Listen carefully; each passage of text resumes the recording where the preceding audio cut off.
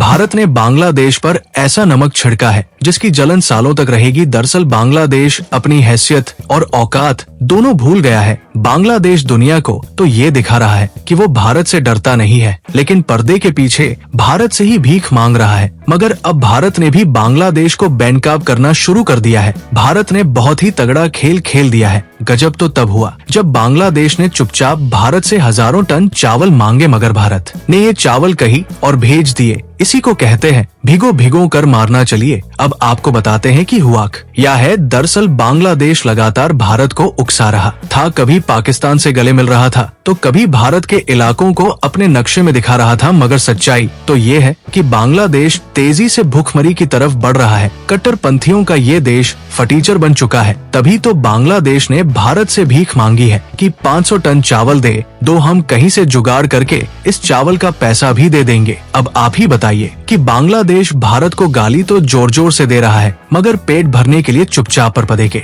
पीछे से हाथ फैला रहा है। मगर भारत भी कच्चा खिलाड़ी नहीं है। भारत ने बांग्लादेश की मांग को फिलहाल तो अनसुना कर दिया, लेकिन उसके बाद जो किया वह शानदार था। भारत ने बिना मांगे ही 1000 टन चावल अफ्रीका के एक छोटे से देश लिसट को भेज दिए। लिसट अफ्रीका का एक छोटा सा देश है जहां भयंकर खाद्य संकट आ गया है।